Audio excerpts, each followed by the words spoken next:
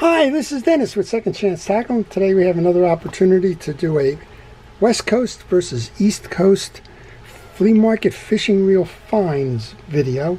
And that's only because, well, I happen to be dropping off some reels at a local flea market today, and there you go. Found a couple of reels, so that'll supplement what Scott has sent in. Scott has given me some advanced heads up here. He said I'm going to like one of the old Penn reels that he's found.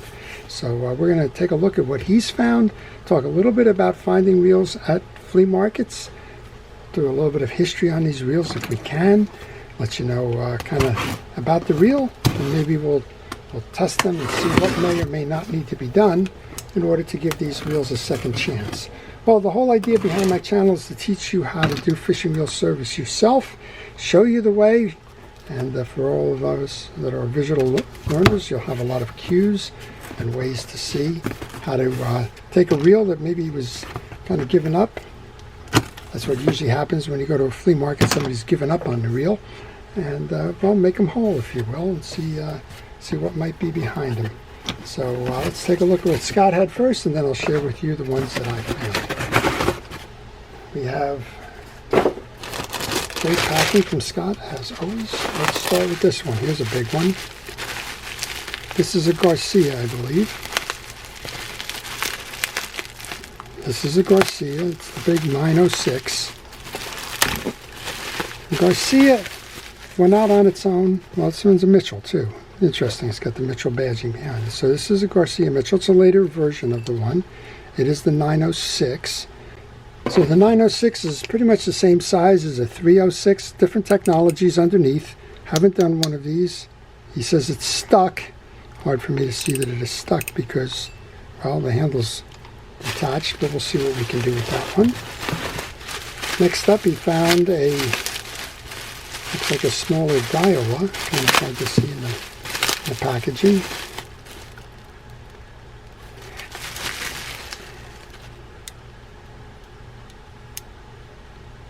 Yeah, this is a Daiwa Seiko #1, and it's the SS #1. You don't see these around much. So this is an early version of Daiwa when it said the Seiko. Yep, Seiko's the same one that made the watches, and that's who partnered with Daiwa easy early on to see that. Here's an old one. This is a Penn reel. You can always tell the aged ones if you find the cross hatching going on the button. If that button has cross hatching, very old reel. This one, whoa, hard for me to even see this one. This one is a Seaford. So a lot of the early Penn reels, wooden handle, direct drive, no star adjuster on it, names, not numbers. There is no number behind this one. So we're going to say this one is the late 1930s or early 1940s for a Penn reel.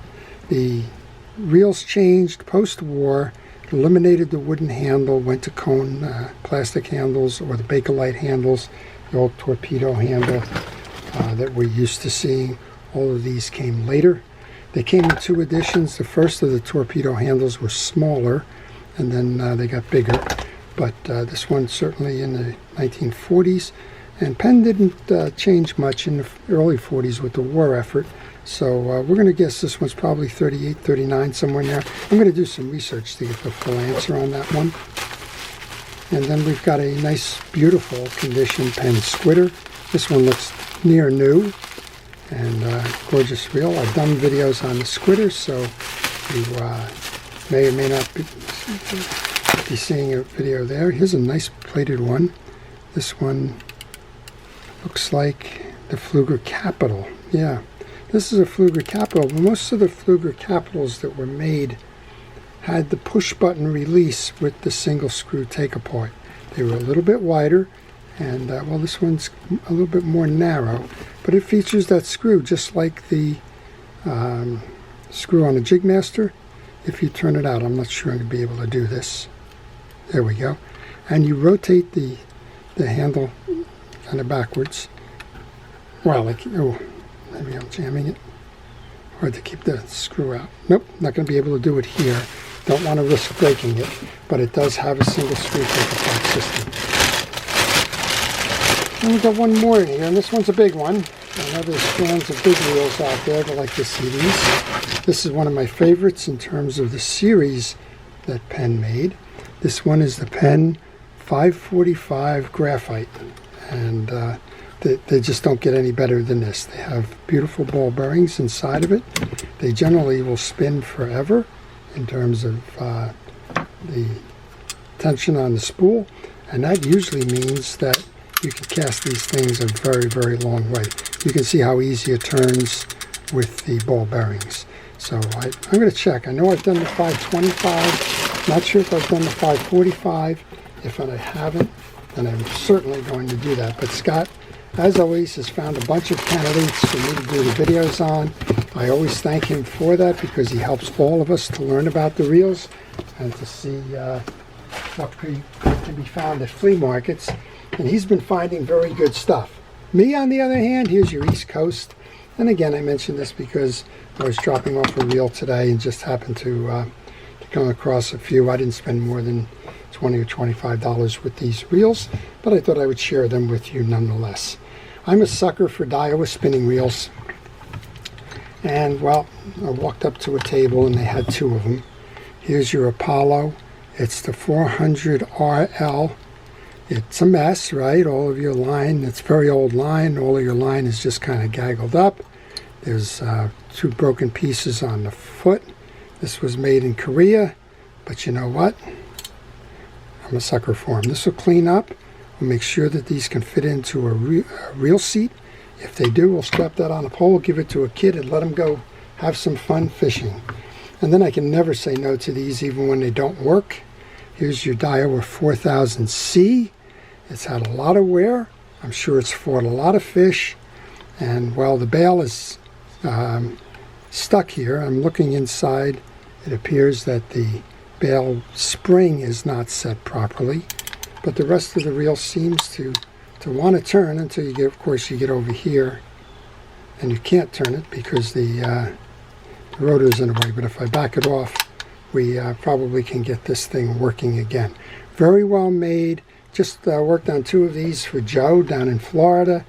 We were able to replace the bearing, and boy, it was working like new. We're going to have to see what we can do with this one. I've always would like to give them second chances if possible. And, well, for, like I said, for a few dollars, it doesn't hurt me at least to have one for spare if I can't get that to work. And finally, I bought this one out of curiosity. I don't generally buy rods and reels, but I decided I would go ahead and spend the extra $2 on the reel, or the rod rather. This is a Penn. It's a Penn Fierce 4000. It's the Fierce 2. And the only reason that I brought this one was probably to do a video on it because it's a little unique. You'll notice that we kind of have this off purple color on the spool. This one was a fashion statement. It was actually made to capture more female anglers. Yeah, if you look inside the reel, it's got no difference than the Fierce 4000 other than the color scheme on the spool. And if you look at the bail, it's kind of got a burnished bronze kind of a coloring to it. That's it. They made it just to appeal to the female audience, and well, I'm sure the fish don't mind. It's not the typical black and gold or the silver and gold kind of setup on the Fierce 2. This one's got a lot of fishing left in it. Hasn't been fished in a long time, but you know what? So what? We'll take that line off, we'll service the reel, we'll do a video on it. I don't think I've done a video on that, and we'll get that out fishing again. I always get asked from time to time about coning on the spools.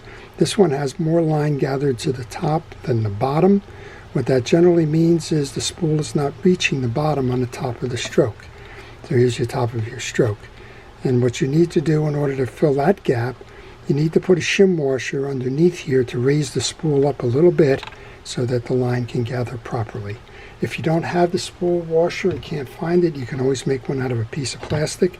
And maybe that's what we'll do as part of that video. We'll show you how to do that just to get this reel out fishing again.